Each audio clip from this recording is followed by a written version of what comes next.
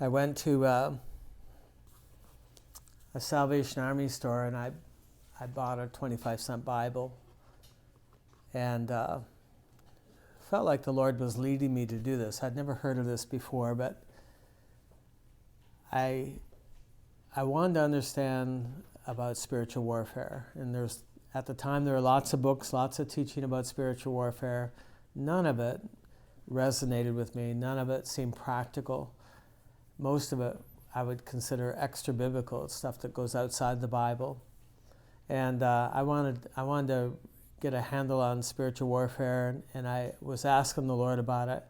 And I felt this idea came from Him, so I went to the Salvation Army store, got a 25-cent Bible, sat down. This took about an hour to do, but I didn't read Matthew, Mark, Luke, and John. I just skimmed it. I was familiar enough with it that I was looking for a pattern. And what I felt He showed me to look for was every time Jesus was in spiritual warfare. And the basic definition of spiritual warfare that I was to use, the criteria for my study, was anything that hurt or hindered Jesus, anything that hurt Him personally or hindered His ministry. That's what I was looking for. And so I took an orange marker in this 25-cent Bible, and I began to mark every time Jesus was attacked, every time He was lied about, every time they tried to trap Him, every time they said He was crazy, they said that He loved women and wine, or he had a demon and his power come from the devil. Those things hurt. You know, if that was said about you, it does hurt. And it's also meant to hinder. It's to stop His ministry. And so I just kept marking out orange every time Jesus was attacked by somebody. And the obvious thing that I saw as soon as I began the study is very early, soon after he got baptized in water and he got baptized with the Holy Spirit, he was led by the Spirit into the wilderness, and there's the devil himself, physically, like he saw him, and the devil is there laying out his biggest temptations. What we read about, the three that we read about, were not the only ones. I think they were his parting shots, his best attempt. Jesus hasn't eaten or drank anything for 40 days. He's alone for 40 days and under constant temptation, constant stress. And the enemy knows he's weak, he's hungry, and so he's saying, turn the rocks into bread. And he also knows that he's called to greatness, and so he offers some greatness. He said, all the world will bow down to you if you bow down to me. I'll give you the world and all the praise of the world if you praise me. That makes you realize how valuable our praise is to the enemy. But I saw that, and then I saw something very similar at the end of Jesus' 3.5 years of ministry, where he's attacked by the devil again in another wilderness called the Garden of Gethsemane. And there, the enemy really puts pressure on him to not go ahead with what would please the Father, not to do the Father's will. And he's under so much pressure that his perspiration turns to blood. And that's an actual thing that happens to people. And you can see sometimes when people are under so much pressure, the whites of their eyes will turn red because they're under so much pressure. And in both cases, angels came and ministered comfort to Jesus. That's how intense this war was. So these were kind of like bookends. This is the beginning of his ministry. This is the end of his ministry. The devil's really, really putting pressure on him in both places. Angels come to comfort him in both places. So I saw the obvious warfare. I mean, that's warfare. Both those are warfare. But as I marked out everything in between those two bookends, I found some patterns. And this completely surprised me. But everything I marked out in orange, first of all, I was shocked how orange the Bible became. I mean, it was really orange. As I fanned it, it was just orange. In other words, Jesus was in constant spiritual warfare from conception to the cross. And then he'd say things like, if this happens to me, your master, why are you surprised if it happens to you, my disciple? In other words, everything that happened to Jesus will happen to you. And yet we are surprised. We're always blown away when we're attacked. We're always blown away when someone rises up against us and their mouth hurts us, or something's lobbed at us to try to keep us out of the race. And it happens all the time. And as I was going through this, I was surprised by several things. One, I was really surprised that almost all the warfare that the devil threw at Jesus came through people. Almost all of it. You know, he obviously appeared to him in the wilderness, but it wasn't like that was happening every day. Almost all the warfare that happened to Jesus happened to people, happened through people. And the other thing I found is that almost all the warfare that happened to Jesus happened through people who are close to him. So it's his own brothers who don't believe in him. They say that he's crazy. It's his own disciples. One of them betrays him. Another one opposes him. And his disciples at one point in time, many of them abandoned him. They left him. It's people who are close to him. It's his own hometown church that wants to throw him off the side of a cliff. It's his home congregation. And he's back visiting, and he reads the Bible. And I've been to Nazareth. It is on a cliff, and there was a perpetual burning garbage dump at the bottom of the cliff. And they're saying, you're trash. We'll just throw you out. And it was his own denomination. It was like his not just his hometown church, but his denomination, the Jewish people who rejected him, said he was deceived and he was a deceiver. They lied about him. They spread false rumors about him. They threatened him. The list of things that they did to Jesus is amazing. They tried to stone him. They tried to trap him. It was his own denomination, the guy who was supposed to be in the place of Aaron, the high priest, who set up a false court and paid people to lie about Jesus. That was against the law. So they're actually breaking the law. I don't know how many laws that they broke to try to get him crucified for being one who breaks the law. If that doesn't blow your mind, nothing will. They lined up at one point in time. They lined up, and this is all the leaders of his denomination. He would have known them. He would have grown up. Every year he would have gone to temple. He would have seen these people in ministry, in the pulpit. And they lined up, and they spit in his face. Like that was the worst thing you could say. That was that's saying you're nothing. We don't receive you. We don't accept you. We don't want anything that you have, anything you have to say. And they lined up and they spit in his face. And then they turned him over to the Gentiles, and that's like the worst thing. Like that's their enemy. And they turn you over to their enemy to have, on trumped up charges, to have them be the ones who actually murder you. And they finally murdered Jesus. Isn't it amazing that he didn't do anything wrong? All he did was he came to give, to heal, to set free, to tell them good news, and they totally reject him. And he went to his hometown twice. There were 2 different occasions, and they rejected him on both occasions. That's got to be hard. That's called spiritual warfare. And almost all the spiritual warfare you have experienced in your young life has come through people. Very likely people you know. It's interesting that, why did God need a Judas, a friend who is eating out of the same bowl? That's close. That's intimacy. That's proximity. And Judas is someone that Jesus knows so well, and they're eating out of the same bowl, and God said, we need a Judas to betray Jesus.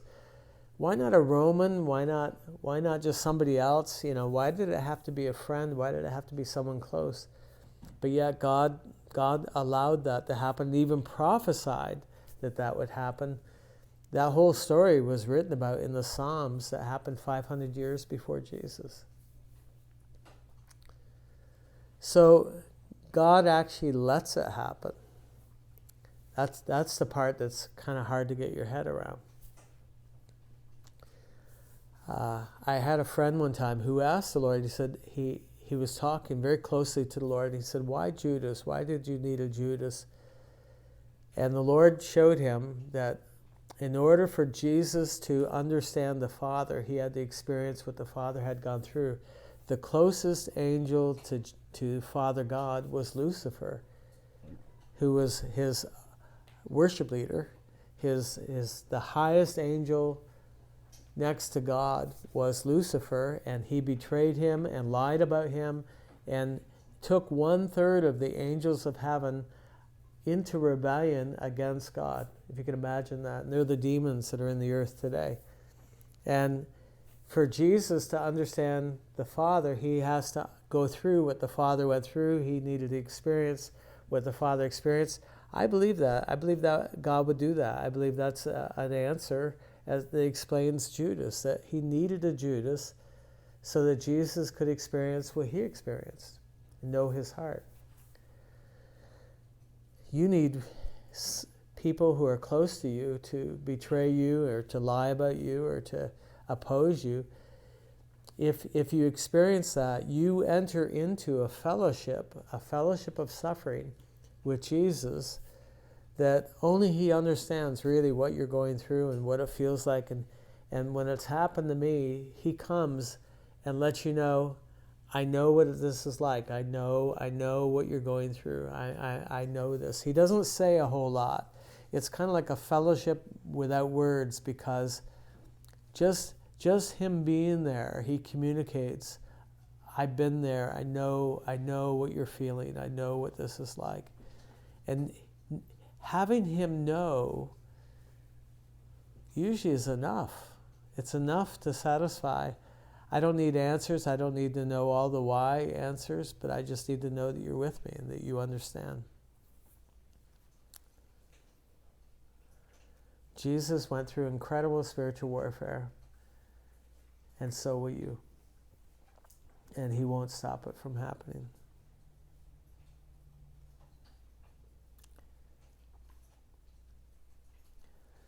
If you go with me to Luke chapter 22, there's an interesting story of when they come to arrest Jesus in the Garden of Gethsemane. And they came, I had the temple police, the chief priests, the captain of the temples, the elders. They came and he says, you've come out you come out as if you're, I was a robber. You came out with swords and clubs. Verse 53, when I was with you daily in the temple, you did not try to seize me. But this is your hour and the power of darkness.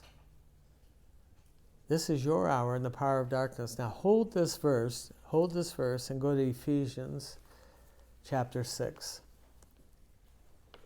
This is your hour and the power of darkness. Ephesians chapter 6. Look at verse 12. Paul saying, for we do not wrestle against flesh and blood, but against principalities and against powers and against the rulers of the darkness of this age and against spiritual hosts of wickedness in heavenly places. He's saying that our battle, our conflict isn't with people, it's with demons. And one of the demons is called, it's talking about, it's kind of a hierarchy, principalities and powers, rulers of darkness. It's the same thing that Jesus is dealing with. Jesus saw the war as it really is. He saw these men sent by the high priest to arrest him. He said, this is your hour and the power of darkness. In other words, your pawns, your puppets in the hands of spiritual beings. You're being used by the devil. That's a powerful thing to recognize that, okay, so-and-so just did this to me, lied about me or told things about me that weren't true to somebody else, and it hurt. Well, she was momentarily being used by the devil to do that. That's how Jesus saw the war. That's how Paul saw the war. Paul said, our problem is not with people. Our problem is with people being used by the devil momentarily. We got to love the people and resist the devil. So every time you've ever been attacked in some way, there's a demon behind it who's really the author of that attack, but he uses people. And that puts spiritual warfare in a whole different light. I mean, that's for me, that's most of my spiritual warfare is with demons, but not just demons over the city or demons coming to my room at night. It's demons using my friends, people in church, people who I have been their pastor, people that I've been close to, and momentarily their mouth is used to hinder me or hurt me. Jesus saw the war as a spiritual war. Peter, if you go back to Luke 22, if you can just turn back there, Peter didn't see the war that way. He saw it as a people problem. And so Peter, when they come to arrest Jesus, Peter takes out this sword and he goes up to a guy and he swipes at him and cuts off his ear. I don't think he was aiming for his ear. I think he was aiming for his part. And the guy moved at the last minute and he missed and just cut off the guy's ear. But I don't think he was aiming for the ear. That's because Peter saw the war as a people problem. If you get rid of the people, it'll stop the devil. Well, it won't. The devil will just use somebody else. And so Jesus sees the war as not a people problem, but a demon problem. So he goes over to the guy. The guy's name is Malchus, and he's a servant of the high priest. And all of a sudden, he's missing an ear. That's got to be painful. I mean, if you've had your ear pierced, you know that it's a very sensitive area. And to have this lopped off, and he's probably in shock. He's bleeding. Jesus goes up to him, picks up the ear, wipes it off, and puts it back on the guy's head. And in that moment, he's instantly healed. It's one of the greatest healings in the Bible because of the context. This is his enemy. This is his beloved enemy coming to arrest him on false charges, treating him like a robber. And Jesus shows the most loving, gracious act you can perform by the only way you can heal people is through love. It's the only way it works. And so he's extending love to the guy.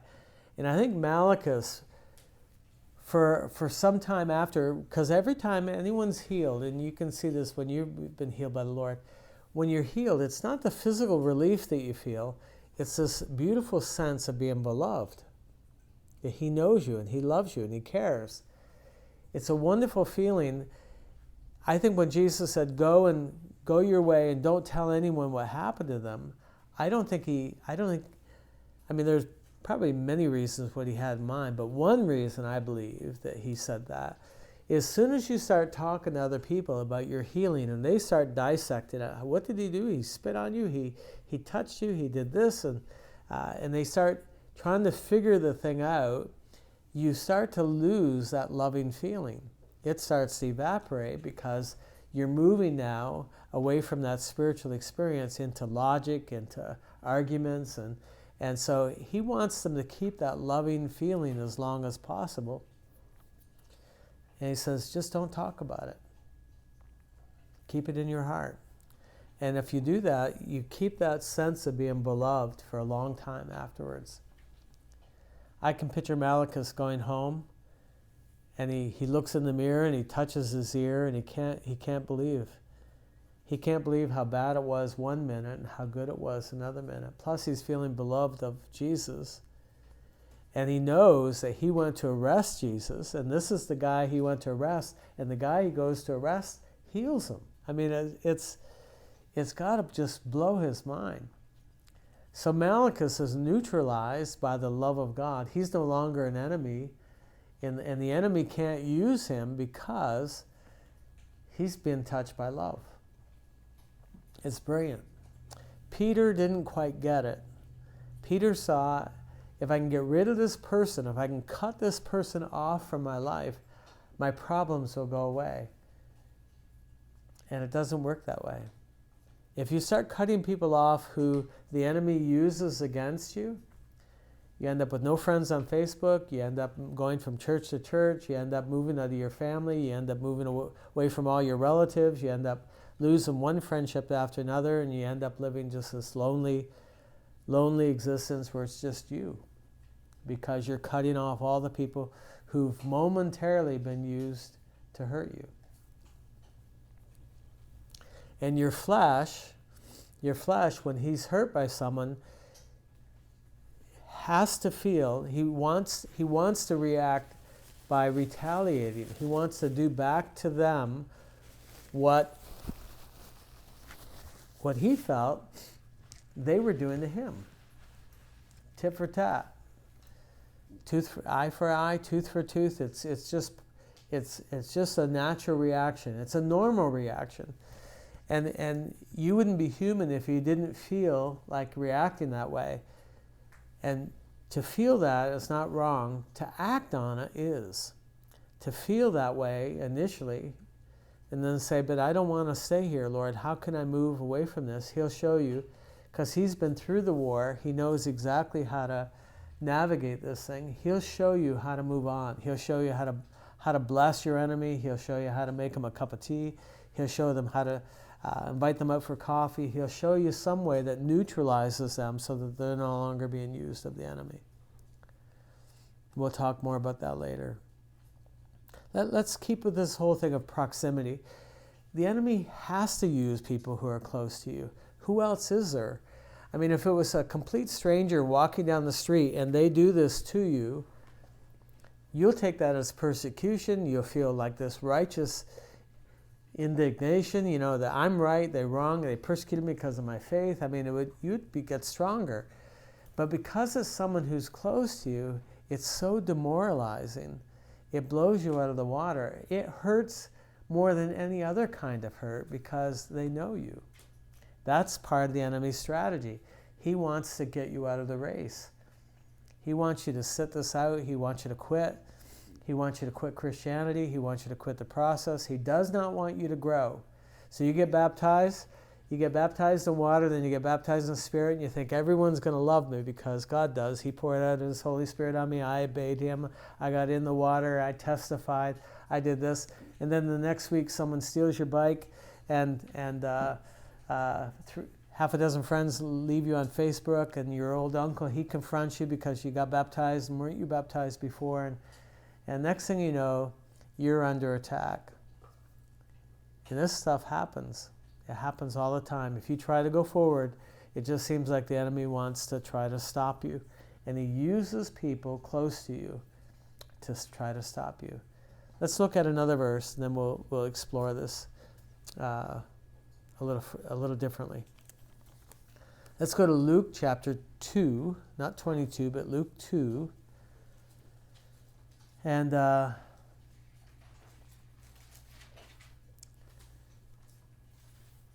Jesus is, he's taken up to the temple to be dedicated. And there's a guy named Simeon. He's there. He's a man waiting for the consolation of Israel. The Holy Spirit's upon him, verse 25. And it was revealed to him that he would see the Lord's Christ before he died. And so now one day he's called into the temple, and there's Mary and Joseph and baby Jesus, and he begins to prophesy. The Spirit comes upon him, and you can see it beginning in verse 29. And he's talking about how God's going to use Jesus. Mary and Joseph, they marvel at the things that are spoken. Then Simon says this is verse 34. Then Simon blessed them and said to Mary, his mother, "Behold, this child is destined for the fall and rising of many in Israel, and for a sign which will be spoken against," opposition. Then he looks at Mary and he speaks this directly to her, verse 35. "Yes, a sword will pierce your own soul, that the thoughts of many hearts may be revealed."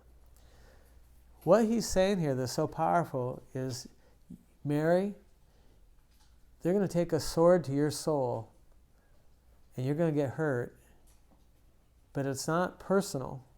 It's because of your proximity to Jesus. It's because of him they're going to hurt you. And they're going to take a sword and they're going to hurt you because he's in your life. And he says when this happens, their thoughts are going to be completely revealed. So I had this brother who came at me with a sword one time, his mouth, and he just really laid into me what he really thought, what he really believed. And I thought he was on our team. I thought he was a brother. And this is years ago. And when I went to the Lord about it, he showed me this verse. He said, it's not about you. It's because of Jesus in your life that this has happened. Okay, I can live with that. And he said, but also it reveals his heart. It reveals his thoughts. And I thought, I never knew where he was. I never really understood where I didn't know where he stood, but now I know. Now I know where his heart is. I know where his loyalty lies. It revealed his heart. I thought he was a friend, and I found out that he wasn't. I thought he was with me, and I found out he was against me. And if I hadn't had that experience, I would never have known. I might have built him closer into my life or put him into key positions, and it would have really wrecked our church. But isn't this interesting that Jesus drew warfare into Mary's life just because he was there? In other words, people are going to hurt you, and it has so little to do with you. It has to do with Jesus in you. See, the devil can't hurt God. The devil is so small. You're going to be so shocked when you see him. He's just one man. He's very small. And he can't hurt God. He can't physically hurt him. He can't beat him up. He can't punch him. He can't even throw litter on the streets of the courts of God when he goes to see God. He can't spray graffiti on the walls of heaven. He's on a very short leash. He can't do anything without permission. He's on a really short leash. If you can see this in the book of Job and there's other places where he has to come and he has to get permission for everything. So he can't hurt God. But what he can do is he can hurt you. And nothing hurts God more than to see you being hurt. It's kind of like, when I was a dad of young children, if anything happened to them, it totally undid me, because it's one thing for me to get sick, but to see my kids get sick. It's one thing for me to be hurt, but to see them get hurt, boy, it really gets you. And it's the same with Father God. You're the apple of his eye, and for the enemy to be poking you is like poking a stick in God's eye, because you're all he thinks about. The whole universe evolves around you. Everything is about you. He's crazy about you.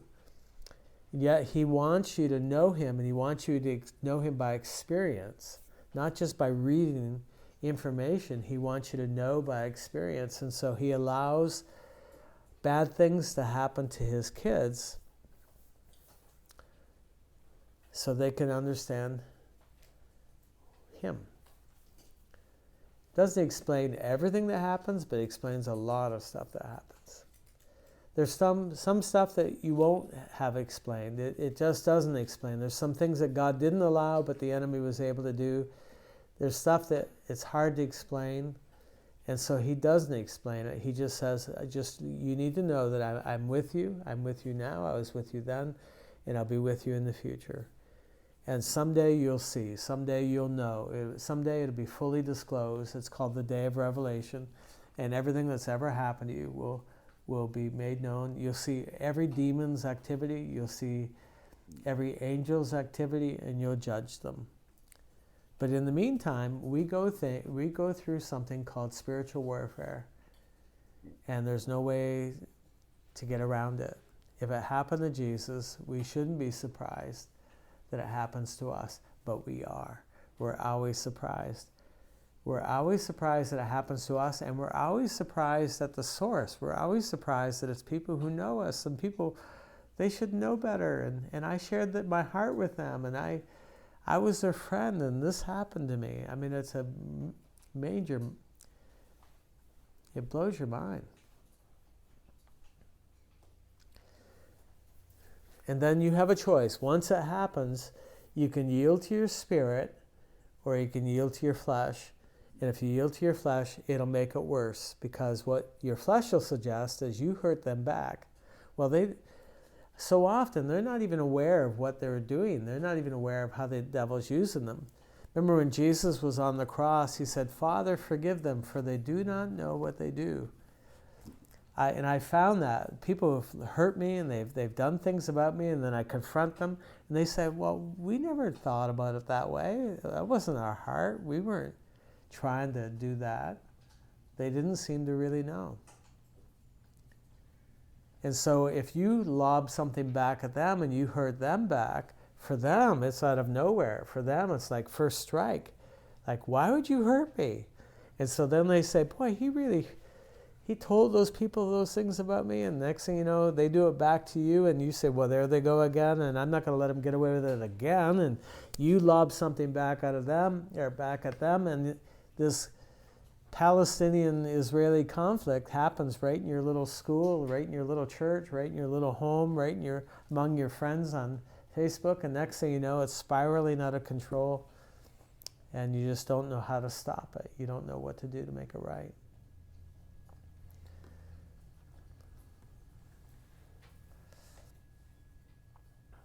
Well, let's stop here, and let me ask you something.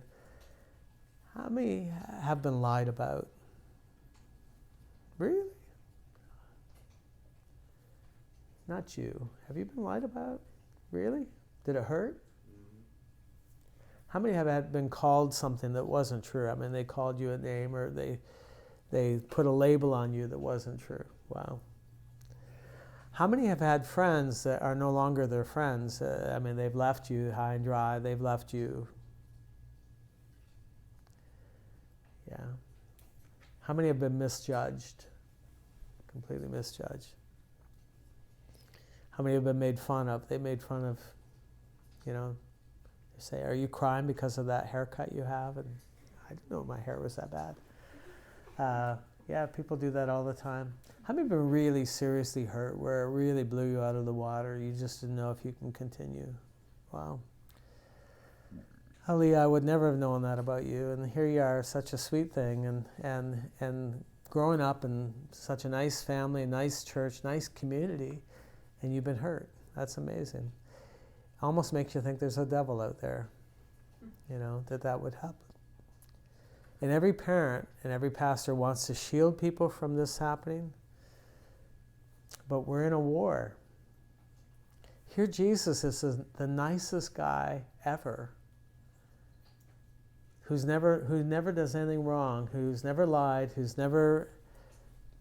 doesn't have a selfish bone in his body, literally, because he has no flesh. I mean, he has no carnal nature, no selfishness, and yet he's just rejected constantly. He's lied about. He's isolated constantly, misunderstood. Isn't it amazing that it would happen to someone as perfect as you? Because there's something in our thinking that says if I was more like Jesus, this wouldn't happen to me. If I was a better Christian, people would like me more. It's not true.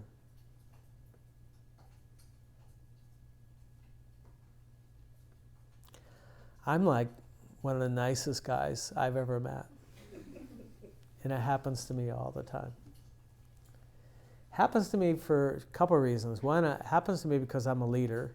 You can't be a leader without drawing flack. There's just no way. Unless you're just a milquetoast leader that just goes along with whatever people want and just do whatever people say. And if you're that way, you'll still get hurt, but it'll be different. But if you're a leader leading a people somewhere, you're a target. There's just no way to get around that. Everybody wants to be in the ministry, but they don't realize that's like painting a great big red target on you and saying, have at it, because it will draw attacks. If you can strike the shepherd, you can cause the sheep to scatter. So just being a leader, you attract people. Then the more you want to be like Jesus, the more you also attract attacks from the enemy, and it's just part of our fallen world. It's just it. It's just the way it is. It's called spiritual warfare. So I took my 25-step Bible, a lot of orange in there, of stuff that happened to Jesus. Then I took a blue marker, and the blue marker was Jesus's response. What did he do in response to it? Or what did he tell his disciples to do? He said, when they do this to you, this is what you do to them. And so I took a blue marker and I marked out the second part of the war. So maybe tomorrow we can talk about the blue marker, what I learned from that period. So, okay? Is this helpful? It's in line with what we've been teaching about our fallen nature, because if you yield to your fallen nature when you're under attack, it'll compound the problem. It'll make it worse. It won't solve anything. You have to learn how to navigate this thing the way Jesus taught. And what he taught won't make sense. What he taught is not for sissies, it's not for weaklings, it's not for wimpy Christians. It's serious Christianity. What Jesus told his disciples to do, it takes a grace from God to be able to do it. And we'll talk more about that tomorrow. Okay?